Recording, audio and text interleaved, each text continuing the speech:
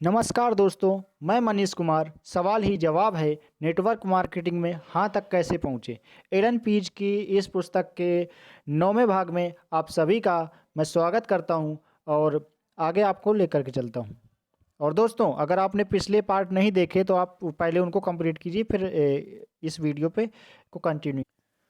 जैसा कि आप लोगों ने जाना पिछली वीडियो में कि किस तरह से एलन ने जब उसके फ्रैंक की दुख भरी दास्तान सुनी कि किस तरह से उसके पास समय ना होने के कारण वो अपनी ज़िंदगी के दुख भरे पल झेल रहा था, अपने बच्चों के लिए टाइम नहीं निकाल पाता था, किसी भी चीज़ किसी भी इम्पोर्टेंट काम के लिए भी टाइम नहीं निकाल पाता था, वो इतना थक जाता था। तो ये सारी चीज़ें सुन कर के जो एलन था वो भी इस सोच में पड़ गया कि उसको बिज़नेस का अपने प्लान दे, यानी कि बिज़नेस के बारे में बताए कि या नहीं बताए। तो वो चला गया कॉर्नफ्लेक्स लेने के लिए, तो रोने लगा बंदा, मतलब रोने वाली हालत में आ गया था, तो थोड़ा-सा उसने सँभाला। तो उसी के आगे से मैं आप लोगों को लेकर के चलता हूँ। तो 3 महीने बाद मैं फ्रैंक से उसकी सर्जरी में मिलने गया। उसकी रिसेप्शनिस्ट ने मुझे बताया कि वे बाहर गए हुए थे। वे एक सोमवार को लौट कर आए थे और उन्होंने घोषणा की थी कि उनका एक दोस्त उनकी जगह चिकित्सा करेगा और वे खुद छुट्टियां मनाने जा रहे हैं। तो शायद छुट्टियां मनाने के लिए चले गए फ्रैंक साहब। तो किसी ने भी उन्हें 3 महीनों से नहीं देखा, 3 महीने पहले ही चले गए। वाओ! 1 साल बाद मैंने सुना कि फ्रैंक अमेरिका में कमीशन पर मोटल बेच रहा है। तो देखिए, सेल्स का काम करने लगा भाई साहब।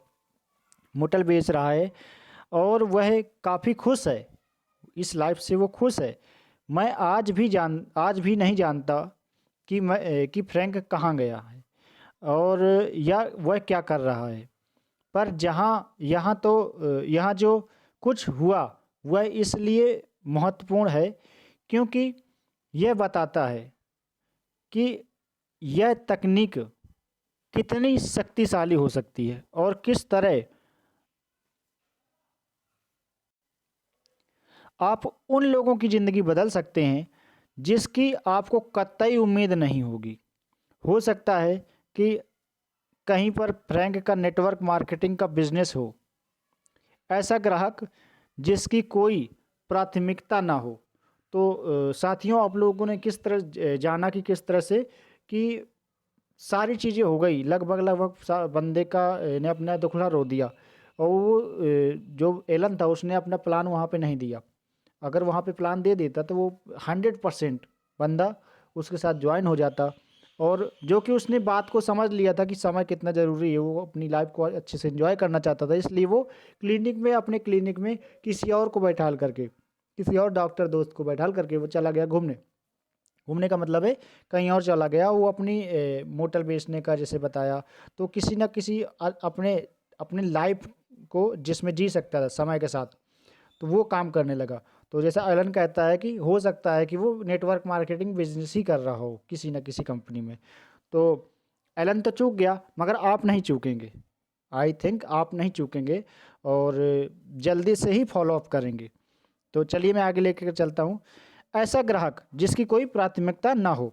कभी कभार आपका किसी ऐसे संभावित ग्राहक से पाला पड़ता है जिसकी कोई प्राथमिकता ही नहीं होती। कई लोगों के पास प्राथमिकता 2 कारण से नहीं होती।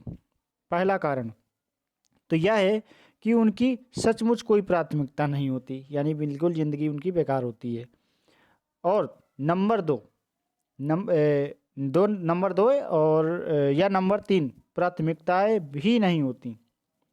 ये कैसा? चलिए आगे बढ़ता हूँ। इस तरह से मामले में उन्हें धन्यवाद दें और अगले संभावित ग्राहक की खोज में चल दें। यानी कि अगर आपने पूछा उनसे कि आपको अपनी ज़िंदगी में क्या सबसे ज़्यादा इम्पोर्टेंट है, आर्थिक स्वतंत्रता या देश विदेश घूमने वाला पॉइंट या लोगों की मदद करने वाला पॉइंट या समय की स्वतंत्रता, अगर उनमें से किसी को भी कोई भी रुचि नहीं आती, तो लेखक कहना चाहता है कि आप अगर बिल्कुल ही बेकार हैं, वो बिल्कुल गरीब सोच के हैं, बिल्कुल ऐसे हैं, तो आप अगले ग्राहक की तलाश में चल दें। ये कहना चाहता है लेखक। अपना समय ऐसे लोगों के साथ बर्बाद ना करें जिनके पास कोई आशा, सपना या प्राथमिकता ना हो। दूसरा कारण यह होता है कि वे प्राथमिकता चुनने में इसलिए भी डरे हुए हो सकते हैं क्योंकि उन्हें इसके अनुसार काम करने पर मजबूर होना पड़ेगा। शायद कुछ किसी तरह से डर रहता है, शायद इस वजह से भी चुनने में डर लगता होगा। इस तरह के संभावित ग्राहकों से कैसे निपटा जाए? आपकी पहली प्राथमिकता क्या है? आप जैसे मान लीजिए किसी से सवाल करते हैं, तो सवाल करके लेखक ने बताया हुआ है कि आप किसी से पूछिए कि आपकी पहली प्राथमिकता क्या है। संभावित ग्राहक, जो भी ग्राहक होगा आपका, जो आने वाला प्रोस्पेक्ट हो सकता है, तो वो कहेगा सच कहूँ, कह सकता है, नहीं भी कह सकता। तो इसमें जैसे बोल रहा है कि सच कहूँ तो इनमें से कोई भी नहीं, इनमें से कोई भी नहीं, आप कोई भी नहीं, आप बोलते हैं कोई भी नहीं। संभावित ग्राहक जो बोलता है नहीं, इनमें से कोई भी अभी मेरे लिए महत्वपूर्ण नहीं है, तब आप क्वेश्चन करते हैं।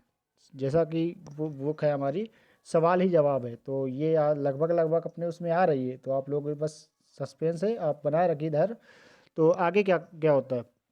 आगे आपको कहना है समान रूप से, अच्छा अगर इनमें से कोई प्राथमिकता महत्वपूर्ण होती, अगर इनमें से कोई प्राथमिकता महत्वपूर्ण होती तो कौन सी होती? अब उसने तो बोल दिया था कि हमें नहीं, इनमें से कोई भी नहीं, तब भी आप उन्हें क्वेश्चन किया कि इनमें से कौन सी प्राथमिकता महत्वपूर्ण है। जब मना कर रहा बंदा तब भी आपने पूछा, तो ग्राहक जो है वो बोलता है अगर कोई प्राथमिकता महत्वपूर्ण होती तो शायद आर्थिक स्वतंत्रता ही होती, क्योंकि किसी भी वस्तु को खरीदने से पहले उसका रेट ना देखना पड़े, ये है आर्थिक स्वतंत्रता। यानी रेट नहीं देखना पड़ता, तो आर्थिक पैसों की आज़ादी, पैसा ही पैसा। तब आप क्या कहते हैं? आर्थिक स्वतंत्रता ही क्यों? आप आगे क्वेश्चन करते हैं। ग्राहक बोलता है क्योंकि पैसे का होना काफ़ी महत्व रखता है, और आप अब आप 5 ठोस सोने के सवालों को पूछना जारी रख सकते हैं। मौन की शक्ति, मौन की शक्ति। सवाल पूछने के बाद जब जब तक आपका संभावित ग्राहक अपना जवाब पूरा ना दे दे, आप एकदम चुप रहे। ये मौन की शक्ति के बारे में ग्राहक बता रहा है कि आप जब तक वो पूरी तरह से जवाब न दे दे तब तक आपको बिल्कुल शांत रहना है। प्राथमिकता चुनने में उसकी सहायता करने के सारे प्रलोभनों पर काबू पाएं, क्योंकि यह विचार पूरी तरह उसका होना चाहिए। यानी हमें उसके, यानी सामने वाले से हमें उसके तर्क वितर्क लेने हैं कि वो अपनी ज़िंदगी को बदलने के लिए, यानी अब उसकी ज़िंदगी में क्या इम्पोर्टेंट है? समय इम्पोर्टेंट है, पैसा इम्पोर्टेंट है, लोगों की हेल्प करना इम्पोर्टेंट है, देश विदेश की यात्राएं इम्पोर्टेंट है, बहुत सारे होते हैं कि वो क्या करना चाहता है। तो इस उसमें लेखक ने बताया है। तो मैं इसके आगे की जो कड़ी है, जो आगे की जो लेखनी है, वो मैं अगले पार्ट में लेकर के आऊँगा आप लोगों के लिए। तो आप इसी तरह से प्यार बनाए रखिए और सपोर्ट कीजिए, लाइक कीजिए, सब्सक्राइब कीजिए, और अपने साथियों तक इस अपने बिज़नेस को, नेटवर्क मार्केटिंग बिज़नेस को बढ़ाने के लिए, सेल्स में आगे ले जाने के लिए आपको जुड़े रहना है, सारे वीडियोस देखते रहना है। Thank you so much.